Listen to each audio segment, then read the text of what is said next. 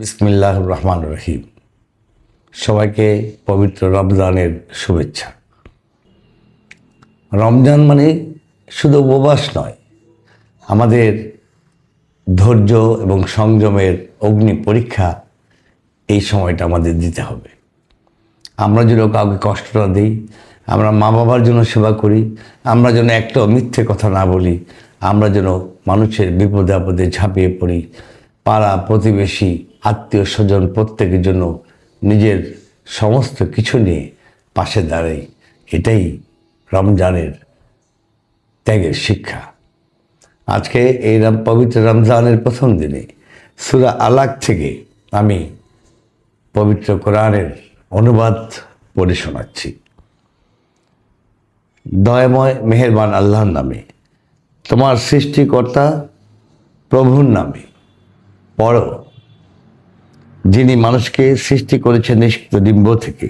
পড়ো, তোমার প্রতিপালক মহান দয়ালু, তিনি মানুষকে জ্ঞান দিয়েছেন কলমের, আর মানুষকে শিখিয়েছেন যা সে জানত না।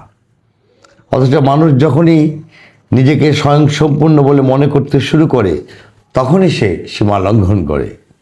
কিন্তু মনে রেখো, প্রত্যেককে অবশ্যই তার প্রতিপালকের কাছে ফিরে যেতেই হবে।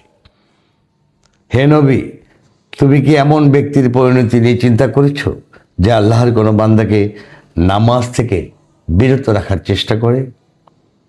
কেউ সঠিক পথে বা আল্লাহ সচেতনতার পথে চললে তাকে বাধা দেয়া কি তুমি উচিত মনে করো? তুমি কি মনে করো না যে এর ফলে সে সত্যকে অস্বীকার করছে এবং সত্য বিমুখ হচ্ছে? তবে কি সে জানে না যে আল্লাহ সব কিছু দেখেছেন? সাবধান, সে যদি সত্য বিরোধিতা থেকে বিরত না হয়, তবে আমি এই মিথ্যাচারী পাপিষ্ঠের মাথার সামনের চুলের মুঠি ধরে টেনে হেঁচড়ে নেওয়ার ব্যবস্থা করব। সেদিন যদি সামর্থ্য থাকে, তবে সে সাহায্যের জন্য ডাকুক ওর সঙ্গী সাথীদের, আর আমি শুধু নির্দেশ দেব আযাবের ফেরেশতাদের। না, কখনো নয়। ওর কথায় কান দিও না, সেজদা করো আর আল্লাহর নৈকট্য লাভে সচেষ্ট হও। এখানে আমাদেরকে এই সূরা পড়লে সেজদায় যেতে হবে। আমরা সবাই পরম করুণাময় আল্লাহর কাছে ফিরে যাব। এই পৃথিবীটা আল্লাহ পাঠিয়েছেন আমাদের পরীক্ষার জন্যে।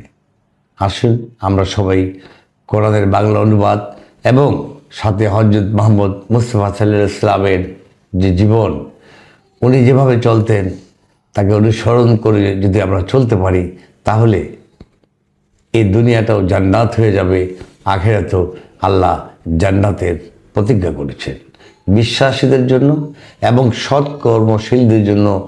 জান্নাতের ওয়াদা বারবার আল্লাহ তাআলা করেছেন।